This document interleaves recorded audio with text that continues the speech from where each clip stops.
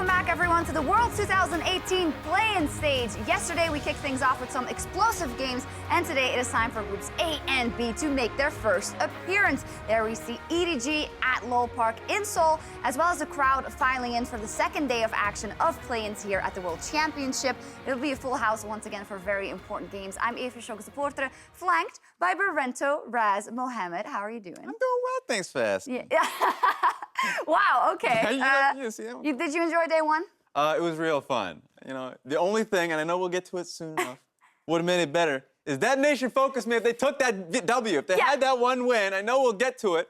I'm just sad. But no, I feel you. I totally agree. We will get to that in a second. First, I also want to talk about some of the other surprises we saw, namely the one in Group D, G-Rex, coming out of the gate swinging. This is the third seed coming out of the LMS. And well, naturally, we think, okay, the Flash Wolves are great, but how are the other teams? Turns out G-Rex is an amazing squad. Surprisingly good. The two players you have to watch is Empty and Candy. You saw it in Game 2. Incredible combinations. Empty setting it up for him. Surprising player here. I know I said it a few times, but player of the game 2 times in a row for Empty when we were setting the stage that he was the weak link for the squad. And got a victory over KLG. We saw here also over Gambit, looking like the strongest team in that group. When we look at Group C, we of course were looking at the North American representatives, C9. They started off with a boom versus Kaboom. They beat them quite handily. But in their second game with That Nation Focus Me, you mentioned it already, it got dicey. Yeah, it really got dicey. Early game was excellent for That Nation Focus Me. It looked real good for them. And remember, the Lysandra pick coming out of Licorice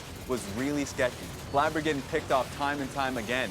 Those were the real marks that we were looking for, but the moment QSS got picked up, team fights were looking real good for C9. They made a crucial mistake around Elder Dragon, which meant both Elder Dragon and Barons in the pockets, but one last-ditch effort paid off for Cloud9. And I think this is where we then have to also credit the rookies and the veterans together, that in those final moments, they kept the oversight, they had that engage, and they, in the end, pulled, or pushed rather, That Nation Focus Me off their nexus. But this is also where I want to give a bit of praise, or a lot of praise rather, to the LGL squad. Yes. Not the best results internationally for LGL historically, yet this looks like a different kind of vibe with That Nation Focus Me. They look very determined. A lot more aggressive too. Early game points, I thought Yutapon was out looking excellent. So while once again, a player we had expectations for not being the best player out of the team, but also excelling. So a lot more eyes going into the next day for him. Yeah, they're looking good in this group, That Nation Focus Me. Let's pull up the standings. Cloud9, of course, 2-0. At the end of all of that, one game picked up by That Nation Focus Me. On the other side, G-Rex and Gambit picking up the games, yet still without a win, both Kaboom Esports and Chaos Latin Gamers. For me, well, I wasn't going to think that they want to go... I'm losing my words, that they could straightly pick up this group, that they would be number one. I didn't think that. However, from both Kaboom and Chaos Latin Gamers, I expected a bit more, and I'd be wanting to see a bit more tomorrow. For KLG, the expectations were they were getting better than what we were showing in MSI. MSI, they had that one big moment. We didn't see anything in this last day. So hopefully they can at least get one game looking into the next day. But for Kaboom, 100% we expected much better for this squad. They had good games going up against That Nation Focus Me, but it all counts down to the final moments. If you can get the W, they didn't get it. Yeah, no wins yet, so they'll have to get their stuff back together. Today they have time to rest, and then tomorrow they're back on the board. C9, of course, can go from strength to strength. They already went 2-0, and a key part of their success was their mid laner, Jensen, and he caught up with Avali after going 2-0. I'm here with Cloud9's mid laner Jensen after your victory and ending that first day of play-ins 2-0. But I mean, that last game versus That Nation Focus Me was a lot closer than people would have expected, or maybe you would have wanted. So what really happened there? Ooh, a lot of stuff happened. It was a very long game. Honestly, I think we just didn't really know how to play like the team fights properly against them. Like a lot of the fights, we would just get picked off a lot. And then I think we made... Honestly, I'd say our macro was okay, but I think it was just a lot of the fights, we made like some crucial mistakes. So all the fights just felt really awkward early on. And then for us to win the game, they basically had to throw. So that's kind of just what happened. What are your overall impressions over the other international competition that you've seen play here? I'd say the wildcard regions seem to be getting better year on year. Like I remember last year, it wasn't that tough for us, but it seems like a lot of the wildcard teams in general have just been improving a lot over time. And now you are a Worlds veteran with years of experience, but now you have 3 rookies joining your team, and they just finished their first day. So what did you really think of their performance? I would say it was decent. Some of them were a bit more nervous than others, and I think it kind of showed in the play as well. So I think it's good that we get the extra time in the play-ins to really work on our nerves and getting comfortable here. Is there any advice that you would like to give them or have given them? I mean, we've talked about it like briefly, but yeah, I mean, just play as if it's any other match, basically.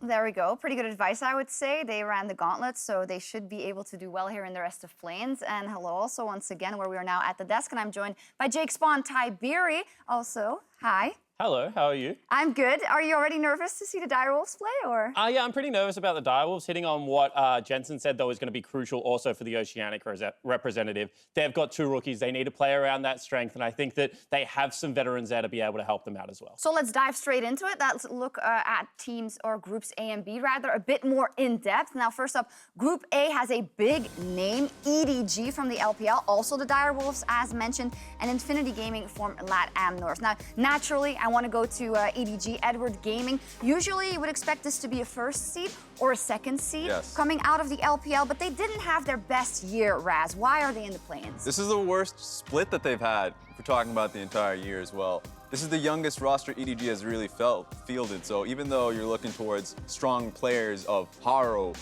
iBoy, Ray, if you know those names are coming in through, and it's just about EDG trying to play around to carry topside and seeing if it fits with them. So it was a lot of mixing and matching experimentation. It was a real rough year for them. They had a 6-series losing streak, but they made it count when it came down to the gauntlet. Yeah, and certainly not the most patch-resilient team we've seen of all time, EDG. They have been knocked around during different metas. They had a very good opening to the year. Coming second, I think they exceeded expectations, fell off in the second split, got back to where people would expect, but they have played with their roster a little bit too much and played with different styles, carry top lanes, can Ray carry? No, he's back on the tanks now, and I think that some of the consistency they found was through early aggression in the jungle position and good tank play from Ray. Okay, we'll see what they decide to do and who they decide to start later when we get into the match intro, because their first game will be against LLN's Infinity. Now, when it comes to LATAM North, traditionally we've always seen Lion Gaming or Rainbow 7, then after they renamed at the international stage. This is the very first time we have a different representative from LATAM North. In this one, Infinity. A lot of young players, a lot of rookies combined with some veterans. What is the main takeaway of this team? Yeah, and I think that people would remember Rainbow 7 for how well their individual players played. And they were knocked out of this Worlds run by Dash9, who then went on to lose against Infinity. I think that we're going to see some of the same things, however, Raz. Very solid individual mechanical players, and then some good leadership down in the bottom lane. Yeah, I remember the last time, 2017 in Plains, when the LLN squad, Rainbow 7, went up against the Team WE. And they got surprised, got shocked by the strong individual players coming out of the mid lane as AD carry. That will not be different. Cotopaco and Renyu specifically having Rookie of the Year in that region. So a lot to look forward to. Oh, definitely. So I'm really looking forward to seeing the squad, because we've always seen Lion/Rainbow 7 on the international stage. Also, in the match that occurred after the finals of LATAM North and South, Infinity beat Chaos Latin Gamers 3-0 very handily. So I do expect a bit more fight to come out of this squad in these play-ins. We'll see if they can take down the Direwolves, of course. What a story it is. In terms of international success for the OPL representatives, it has never been that amazing. Now, I did have quite the hopes for them coming to Worlds after what I saw at MSI. Thought they could improve, but we have to talk about the elephant in the room, the fact that Schernfire is banned for the first couple of games, and Udisov, a complete rookie, is stepping in. Yeah, and I think if you're an OPL fan, you do have to be a little bit disappointed in Schern. Since he's been back in the OPL, he's won every title. He's the MVP of the region. He was already suspended once this year for poor behavior in solo queue in Korea. Now this is going to be the second time. And to just juxtapose the junglers, Udisov has not won a competitive series in a pro league match. He got relegated with another team in Tectonic whilst he was on loan. So there is a big difference between these two junglers. I was talking to Ejim as well, your co-caster and also professional in OPL. He said he's a nice bloke, Udisov, but he is not to the level of OPL junglers. So it's going to be a big question mark what he's going to be able to bring to this squad. Yeah, honestly, I think that it's just going to be a focus shifting towards either Triple or King. King back in the days was the guy who was taking risk for his squad. And then for this squad anyways, especially in MSI, it's been triple that's been going forward. Yeah, and to be fair, King said that he wants to be able to step up in these situations. He's the next longest standing member with Shern. He's won all the titles as well. And he said that he likes the fact that he can play weak side. He's a very consistent player, but he picked up Vayne in the grand final. He absolutely popped off. Certainly a carry there for the squad. A big group for them, a tough group for the Direwolves. We'll be able to see what they can do a little bit later today. I also want to go ahead and talk about Group B. There we have Europe's G2 Esports. We have Supermassive from the TCL and Ascension Gaming from Southeast Asia. I'm just going to go ahead and talk about G2 Esports. Now, naturally, a bit like with EDG, you would expect them to come in as a #1 seed or a #2 seed, but they find themselves in play-ins. Of course, they famously lost at the beginning of the year. Sven and Mithy went to TSM. They also lost 2-time MVP Trick and their top lane Expect. So new members, Wonder, Jankos, Yarnen, and Wadid, all centered around their superstar mid laner Perks, who did up and down this year. They got to finals, but they had to play through the gauntlet and are now in play-ins. And the big thing is, too, the upset that we were talking about. EDG making the upset in their own regional gauntlet, making it through. No one expected it. No one expected G2 to come through because Schalke's amazing play in their finals in Madrid. The finals that, G2 was expecting to make it there. So incredibly well done for G2 to make it this far. A lot of focus for me is going to be on the top side. You already mentioned Perks. I think Wonder is going to be incredibly massive in their performance. Yeah, and once again, I think that we have veteran players that have suffered from inconsistency but came right at the right time of the year. And I think that when you have a look at Jankos' performances at Worlds previously, how well Perks has been able to play internationally, as a European fan, you should have so much faith in this roster to be able to bring it together because that's what veterancy is. And I really do think that this roster now centers around the top side of the map, which is a little bit different for international fans. But Perks has been impressive. And I think that if Wonder gets back to his best, this team can do serious damage throughout the course of the entirety of Worlds. They can. However, when I was watching the group draw live and I saw Supermassive being drawn into their group, I immediately thought, you know what? That is a formidable opponent because we have to give credit where credit is due for the TCL champion. Absolutely, and I think that when you think about the TCL at the moment, you think about Supermassive, and when you think about Supermassive,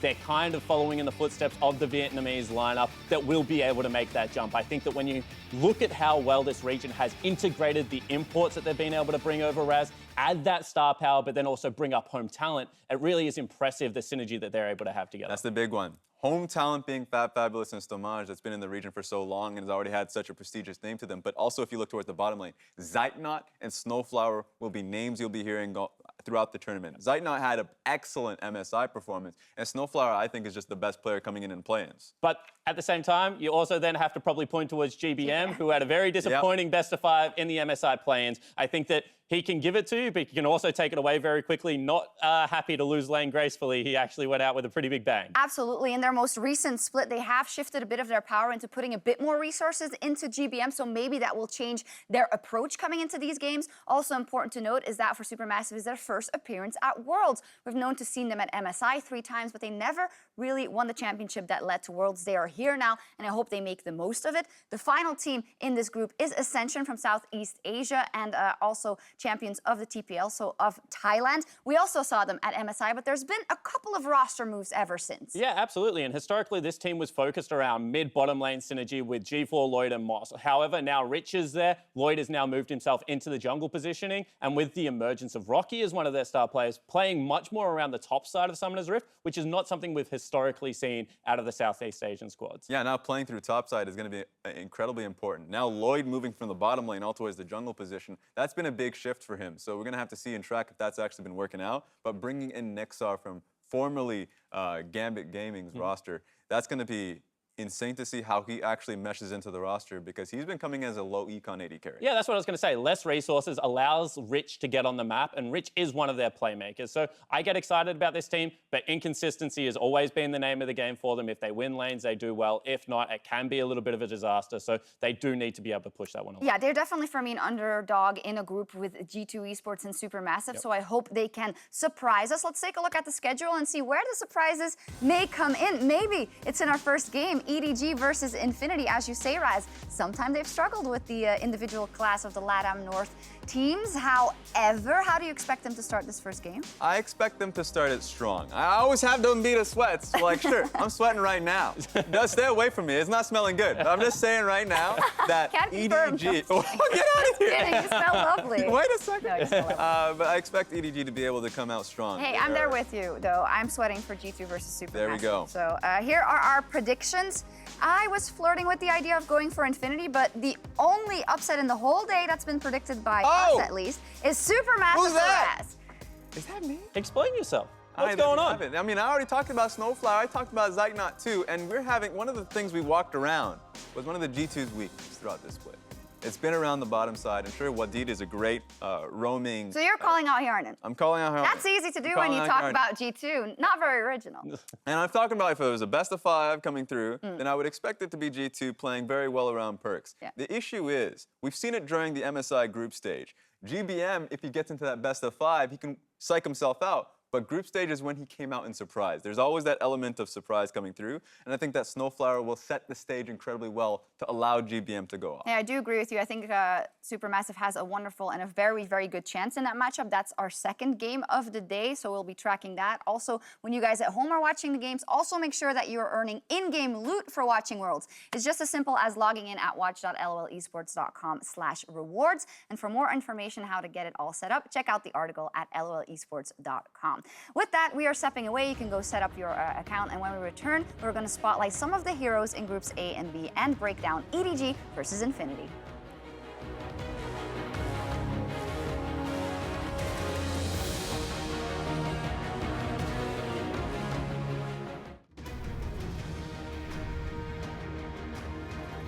Welcome back, everyone, to the World's Countdown, where we are about 9.5 minutes away from, here's one of my colleagues from EU, that's nice to see. That is Lowell Park, of course, and we are 9 minutes away from Infinity versus EDG. And as we count down towards that first game of the day, we're also going to check out some players you need to keep your eyes on in groups A and B. And as we run them down, it'll be Ascension Gaming's Lloyd, it'll be Perks from G2 Esports, then Zeitnot for Supermassive, and iBoy for EDG. So Lloyd first up. From Ascension, we already mentioned the fact that he was an AD carry and a pretty good one at that, and is now in the jungle. Yeah, used to actually give Oceania teams nightmares when he played on the Bangkok Titans. This is a guy that's been around with G4 for a very long time, I think now 3 years, and has got good synergy. The move was a bit of surprise just because of how bottom lane focused they were, but with the change, we're able to change up also how the team operates. Yeah. Clear decision-making going top side for them. So for Lloyd, very naturally supporting Rocky in the top side of the map should be an easy job for him. Hey, follow the Graves. He was a Graves AD carry player bottom lane, and sure, he didn't play too much Graves top side. He's playing a lot of Trundle. I expect him to go towards it. Perfect. We'll keep an eye on his aggression. The second player I want to look at is G2's Perks. We talked a bit already about how this roster is completely rebuilt. Well, the only guy who is still standing is Perks, the mid laner. He, of course, had some really good performances at Worlds, at MSI. Last year, he's also featured in the Rise video, so that's pretty cool for him. It must mean he has legendary status or is approaching, but there is a lot on his shoulders because we're looking at him to carry this lineup. Yeah, he has a lot to say, of course, leader and captain of the lineup. And remember for Perks, big thing is EU mid, he's always been the name to look for every single time G2 does make it an international stage. He's a very confident player. I think he'll bring it forward. Yeah, and he had a lot of success at the start of his career, and I think that as he continues to build that legacy around himself, now he is a focal point. Now there's no Sven and Mithy to kind of catch you in that late game. But the impressive thing to me about Perks has been his attitude. You know, he did the breakdown of where he thinks the mids kind of sit. He seems to have grounded himself a little bit, is a little bit more humble, and I think that as his career progresses, this is a good meta for him. He's a big assassin player. It should be in his wheelhouse, and a lot of the map does rotate around the mid lane at the moment. I agree, and G2, when they did get to Worlds, they always got put in very tough groups as being the first seed. This might be a blessing in disguise, the fact that they get to kind of show what they're worth through the play-ins, and hopefully in a good group they end up in. No bias, though. So then, the next player we want to look at is one of the competitors of Perks in that group, Zeitnot on Supermassive. Now, I think the bottom lane of Supermassive in general, with Snowflower, is a force to be reckoned with, but this guy is just a fantastic AD carry. Great combination, great individual player. Damage percentage is always important because he's the focal point in the early laning phase. Incredibly aggressive, just always standing forward. Forward percentage has to be high for him. So that's a player that you have to be watching I know all of Turkey is going to be watching to see if Zeitnot can come through in the international stage. He was great at once again. MSI. Exactly. I think that's a big thing, is that MSI, he was able to keep up with the international AD carries, and he's also very good when Snowflower wants to roam. He doesn't die all that much by himself. He's a great team fighter. Overall, he's just got really solid mechanics, great fundamentals. He's one of my players to watch, absolutely, and I think that if he performs well, this team will continue to upset. Agreed. Now let's also look at this other AD carry that we need to mention, EDG's iBoy. Of course, I have fond memories of interviewing him at Worlds 2017. He's still a very young guy, though, and he has a lot to uphold when it comes to EDG's legacy. Yeah, one of the people that had to come in and replace the legendary like Pawn Deft, and they're big shoes to fill, but iBoy's done it well since the inception of him into this lineup. He's paired with Mako. He's kind of grown up underneath Mako here, and they play very well around each other. And remember, a big point, too, is that he didn't get Rookie of the Split when he first came out in 2017 because he came out in the back end. He actually had to make his name on an international stage, and he did so. One of the prime players that actually was overperforming on EDG at that point. So you have to be watching iBoy. Yeah, EDG's iBoy is someone to watch, and it's only 5 minutes and 30 seconds until they kick off the first game on day 2 versus LLN's Infinity Esports. There's another big thing we need to bring up when it comes to EDG. They're a huge name history. They have a legacy to uphold, and one of the people that has been very important in that legacy over the years is Clearlove. Now, this year, though, it's not always been Clearlove up on the slate for EDG. There's been a lot of Haro, yet they're starting Clearlove today. What's up with that? So for me, when it comes to usually, I remember Cloud9 coming in yesterday, bringing out their rookies to get them that airtime. For me, Clearlove is coming in as the sub, personally. He needs to prove himself that he's going to be able to come in and perform, because when he gets to an international stage, while he's great domestically, internationally incredibly poorly. So he needs to come out and build up that confidence. And Raz, he's my favorite player of all time. I've always been a massive fan. I had him in my players to watch in 2016, but he won IPL 5 like 6 years ago, and MSI, and since then hasn't been able to do all that much. He has a billboard outside at the moment, but I don't think he should be the person starting. I think that if you get your team to Worlds, you deserve to have the starting position, and that is what Haro did. Clearlove, inconsistent throughout the entirety of split number 2. Yeah, and I want to say, shout out to the EDG fan club out there, just a big one, because remember when Ray had his birthday, all across the Super Brand Mall, just giving them the support. So if he needs confidence, they have his back. Oh, they love him. But to your point, I agree. Haro actually came in very strong in the gauntlet run. I think that Clearlove has his point of strength of being able to take some of the, shot calling duties away from Mako and make it a lot easier for them. But we'll have to keep a watch out for that. Yeah, and I think it's a really good point to track. If Clearlove doesn't bring home the bacon here in this first match versus Infinity, there's going to be some thinking to do, and we might see Haro at the rest of the day. Very important developing story for EDG and Clearlove, but as said, they're up against Infinity Esports in the first game of the day, and it might be easy to kind of underestimate a team that comes out of LATAM North when you're going up against such an epic team from the LPL, but I think they've earned their pedigree in international play-in stages in the last couple of years. This is a new team, though. Do they have enough individual talent to upset teams and maybe make it to the rest of the Oh, they have the individual talent. Like 100% Okotopako and Renyu are going to be bringing it for them. Experience isn't there. I wonder if that's going to impact the play, because we've heard nervousness out of the first day that's been coming through and permeating through the new Arce players. is very experienced. And that's the one we're going to be looking towards. Arce, the former support player from Lyon that's been constantly getting that international experience, the commander for the squad, and I think he's going to be cooling them down. Do you think he's also going to be the guy that kind of initiates a lot of the stuff that this team's going to do on the Rift? Yes, he's a major Alistar player. Alistar is his birthright. So honestly, like, if he gets Ali, he's good. All right, now, so let's see how both these teams win their first game. Then first up, I guess, the favorite in the matchup, EDG. How do they bring it home? And I think the way EDG win this game is by not losing the game at the start of the game. Historically, when they were upset by INTZ in the group stage, it was because they kept getting invaded topside of Summoner's Rift. Mouse was a weak point. Get yourself a draft where you have a good tank in the top lane, a consistent team fight, get Scout and iBoy to a couple of items, Raz, and just allow them to do their thing. And I'm just going to look towards Scout and iBoy, because they're phenomenal players, but for Scout, his name was the double-edged sword for the team. He would give you a lot of opportunities. He's a playmaker, but he might end up coming out and losing you a lot of points. I think this has been a good year for him so far at taking it away, so just calm down. Calm down. Relax. Calm down. You don't have to do too much early. Just set the pace, listen to Clearlove, and you're good. Let's see if that happens. And Infinity, on the other hand, I guess we want them to come out all guns blazing. Of course, they only got here 2 days ago. Yeah, and I think that's a big thing, right? This is a team that is going to be jet lagged. There's a 12-hour time difference, and they got in late due to some visa. But I think that this is where preparation comes in. Even though you come in late, there is still patches that you're able to win. Get something that your team is comfortable around the early game. Get rolling. If you've got a trap card, play it immediately, because if you win this game, you're nearly guaranteed to get out of this group. They have the focus too. Immediately remember they are a great early game team. For their region anyways, they go towards get first towers, first bloods. Yep. I want to see if they can emulate that going up against EDG because that's their win condition. Yeah, it's going to be absolutely huge. EDG wants to get off to a great start and find themselves in the group stage of Worlds, of course, in just a week. And Infinity wants to show that LATAM North is a region to be reckoned with, just a minute away from the first game. So let's get over to our casters with Dracos and Ferius.